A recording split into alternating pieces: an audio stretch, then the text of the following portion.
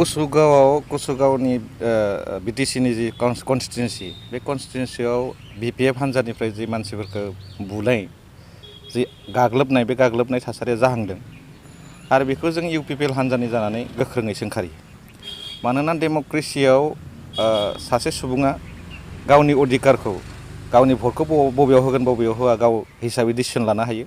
बेखौ बलपुर्बक जबरदस्त खालामनानै गावनि फारसे खालामनो नाजानाया बेयो दुर्भाग्यजनक। आरो बिनिफ्राय जों मिथिना मोनो जे बिपिएफ हान्जानि दैदेनगिरि बिथांमोना बा बिपिएफ हान्जाखौ सापर्ट खालामग्रा बिथांमोना डेमक्रेसिखौनो बुजि मोना होननानै जों बुंनांगोन। दा बिदि कारेक्टारखौ जों नुयोबा आरो दिनैनि थासारियाव बिथांमोननियाव मोनसे गिनायबो फैबाय। बे गिनाय फैनायनि थाखाय बिथांमोना पाब्लिकखौ सिगि सग' खालामनानै गावसोरनि भट आदाय खालामनो नाजानायनि मोनसे नुथाय बियो। आरो बे समावहाय देग्लायनि जि बिटिसिनि इलेक्सन बे बिटिसिनि इलेक्सनाव धन बलानो होन बाहुबलानो होन बेयो खाथिनाय नङा। जों जेरै थासारिखौ नायनानै मोन्दों आरो एबाराव 100% इउपिपिएलआ बेवहाय सरकार खालामगोन। आरो जिबायदि थासारि फैदों इउपिपिएलखौ बयबो मोजां मोननानै लोब लोब जइन जागासिनो दङ। आरो स्पेसियेलि दिनैनि समावहाय जों बुंनो थाङोबा बिटिसिनि थांनाय बारनि जि सरकार बे सरकारखौ उदालगुरि डिस्ट्रिक्टआ सुंथादोंमोन। एबाराव उदालगुरियाव बिपिएफआ 0 जागोन बेयो रोखा जाबाय। आरो इउपिपिएलनिफ्रायनो 100% 10टा सिटआव 10टायाबो फैनायनि थाखाय रोखा जाबाय, देरहानायनि थाखाय रोखा जाबाय। जों बेखौ दाथियै बुंनो हानाय मोनसे पजिसन फैदों। दा ओंखायनो बिथांमोननियाव मोनसे गिनाय सोमजिदों बिपिएफ हान्जानियाव, जिहेतु उदालगुरियासो मेन बिथांमोननि बेस जानानै दंमोन बे थांनाय बारफोराव। आरो बे बेसआनो बिथांमोननिया दिनै जोब्बाय। आरो बेनिखायनो बिथांमोना बे सोरखौबा सिगिनाया जाखागोन। आरो दिनैनि थासारियाव जों नायनो हायो जे हाग्रामा महिलारि बिथाङा मोननै समस्तियाव गेलेनो गोनां जादों। गेलेनो गोनां जानायनि मेन कारनानो जादों गावनि सिटआबो सुरक्षित नङा। देबरगाव जि समस्ति बे देबरगाव समस्तिया बिनि थाखाय सुरक्षित नङा। आरो सुरक्षित नङैनि थाखाय कुसुगावआव बिथाङा थांदोंमोन। खिन्थु कुसुगावआव जोंनि जि इउपिपिएलनि जि बिथा बे बिथाया ओरैबायदि मजबुत, बे बिथाखौ बिथाङा लोरसोर खालामनो हानाय नङा। सोरखौबा एटाक खालामोबाबो बियो जाफुंसार महर मोननो हानाय नङा। जों बेखौ दाथियै बुंनो हायो।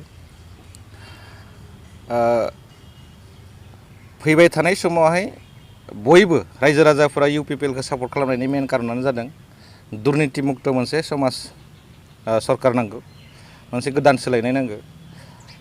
सरकारनि माखासे नेम नितिफोरखौ एसे चेन्ज खालामनांगौनि दरखार दङ। दा बै गासै थासारिखौ नायनानै मानसिफोरा भटार्स रायजो राजाफोरा बिथांमोना जोंनि फारसे आकर्षण जादों। आरो बिथांमोनखौ जोङो बिराद कनभिन्स खालामनो गोनां जायाखै। इउपिपिएल हान्जानि सोद्रोमाफोरा बिथांमोन जायफ्रानोखि जोंजों जइन जाफैदों बिथांमोनखौ बिराद कनभिन्स खालामनो गोनां जायाखै। आरो बिथांमोननो जों थाखा फैसा होनो गोनां जायाखै। जायफोरा हाबफैदों गावसोरनो गावबा गाव खरस खालामनानै खामानि मावगासिनो दङ। आरो बियो मोनसे गुड साइन, आरो डेमक्रेसियाव जे मोनसे सरकारा गोबाव थावरिनो हाया बा दुर्नितिजों गफबनाय मोनसे सरकारा थावरिनो हाया, बे मोनसे रिजाल्ट जागोन, बे मोनसे उदाहरन जागोन। आरो बे उदाहरननि गेजेरजों फैबाय थानाय समाव बिटिसिआव थानाय रायजो राजाफोरा मोनसे गुड गभर्नेन्स, मोनसे मोजां खुंथाय मोनगोन होननानै फोथायनाय दङ। आरो बेखौ इउपिपिएल हान्जाया होगोन। सिगांनि समफोराव मोनसे माबा जाबोबाय थादोंमोन जे सरकार आरो हान्जा। दा बिपिएफआ ओरैबायदि खालामदोंमोन जे सरकारानो बिपिएफ। खिन्थु जोङो इउपिपिएलनिफ्राय मोनसे एसुरेन्सखौ होनो नागिरदों जे जोङो दिनैनि समाव मोनसे सरकारखौ परिबर्तननि थाखाय सरकार खालामनांगौनि थाखाय इउपिपिएल हान्जानो होनांगौ। सरकार खालामखांनायनि उनाव सरकार जानाय लोगो लोगो बे सरकारा सरकार हिसाबै खामानि मावगोन। बे गासै बिटिसि बाखिनि 32 लाख जि रायजो राजाफोर, बे रायजो राजाफोरनि थाखाय खामानि मावगोन। बेवहाय दला बिथांमोनखौ हस्तक्षेप खालामनायनि बाथ्रा गैया। जि मानसिनियाव जि मोनहैनो गोनां दङ बै मोनहैनांगौ आसनिफ्रा साफ्रोमबो मानसिनियाव मोनहैगोन। आरो बेखौसो जों खालामनो नागिरदों, बे परिबर्तनखौ जों खालामनो नागिरदों। सरकारा जि समाव इलेक्सन कमिसना जि समाव इलेक्सन फाथिगोन बे इलेक्सनखौ डिक्लेयार होनाय लोगो लोगो जोंबो बिनि थाखाय खामानि मावगोन।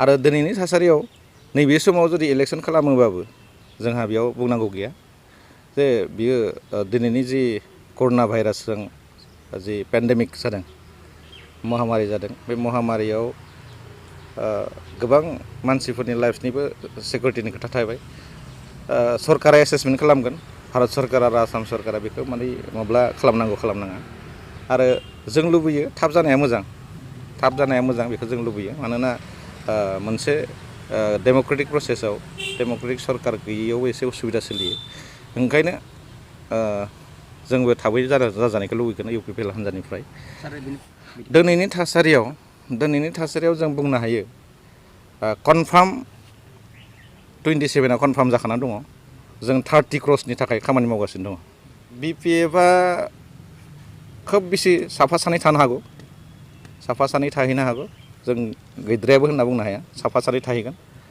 आरो आं सानो नैबे इलेक्सननि उनाव बिपिएफ हान्जाया थाहैनायबो नङाबो जानो हागौ